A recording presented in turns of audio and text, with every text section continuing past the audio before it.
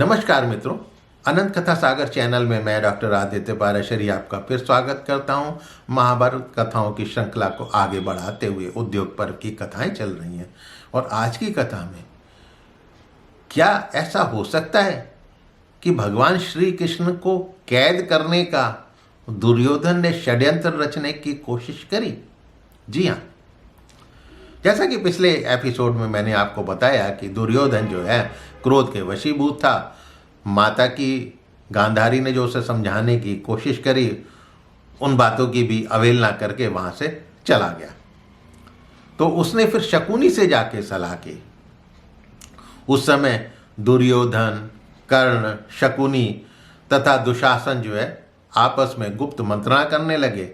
चर्चा होने लगी, कहने लगी कि शीघ्रता पूर्वक प्रत्येक कार्य करने वाले जो श्री कृष्ण है ना, वो छोड़ेंगे नहीं। राजा धृतराष्ट्र तथा भीष्म के साथ मिलकर वो जब तक हमें कैद करें, उससे पहले ही क्यों ना हम श्री कृष्ण को ही बंदी बना लें। कृष्ण को कैद किया जानकर पांडव हतोत्साहित हो जाएंगे। इसीलिए धृतराष्ट्र के चीखने चिल्लाने पर भी कृष्ण को यहाँ कैद करके तब हम शत्रुओं के साथ युद्ध करेंगे, तब देखते हैं कि पांडव क्या करते हैं। अब उधर जो है विद्वान सात्यकी, वो इशारे से ही दूसरों के मन की बातें पढ़ लेते थे। उनके पास ये गुण था, सात्यकी जो है मन की बात पढ़ लेते थे कि किसके मन में क्या चल रहा है। वो सभा से बाहर निकलकर कृतवर्मा से तुरंत बोले कि तुम शीघ्र ही अपनी सेना तैयार कर व्यू रचना कर सभा भवन के द्वार पे खड़े हो जाओ, डट जाओ वहां पर।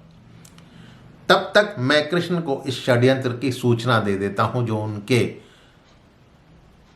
खिलाफ रचा जा रहा है। ये कहकर सात्यकी ने सभा में प्रवेश कर कृष्ण के पास गए और कृष्ण को पूरी बात कह सुनाई और साथ ही विदुर को भी ये सूचना दे दी, धृतराष्ट्र को भी ये सूचना दे दी कि दुर्योधन, शकुनी, दुशासन, कर्ण ये सब मिलकर जो है कृष्ण को कैद करने की योजना बना रहे हैं। ये मूर्ख हैं जो ऐसा करने जा रहे हैं। लोभ और क्रोध से वशीभूत होकर ऐसा घृणित कार्य करके ये बखेड़ा खड़ा करना चाह रहे हैं। जैसे बालक जलती आग को कपड़े में बांधना चाहे, वो मूढ़ केशव को यहाँ कैद करना चाहते हैं।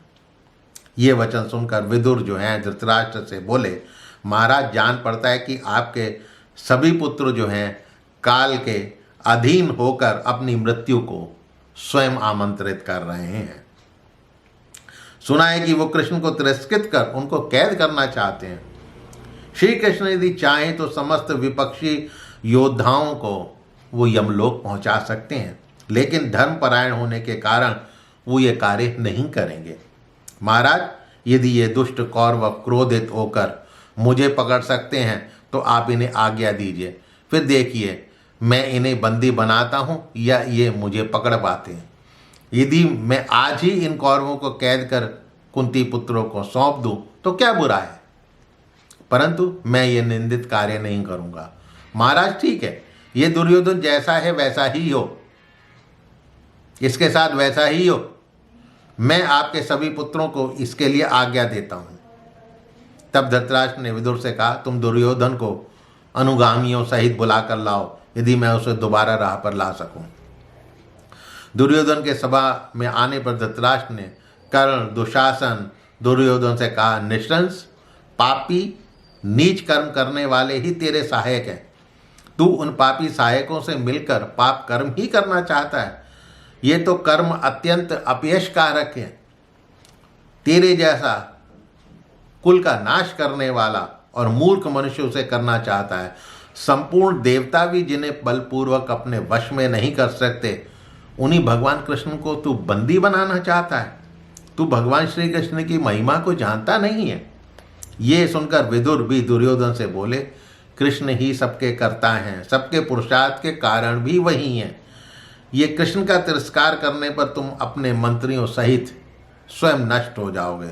लेकिन दुर्योधन कहाँ किसी की सुनने वाला था।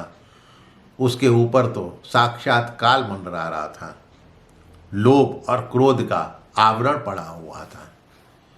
तो मित्रों, आगे क्या होता है वो अगले एपिसोड में। मेरे चैनल को सब्सक्राइब करना मत भूलिएगा और अपने इष्ट मित्रों से इसको शेयर अवश्य कीजिएगा।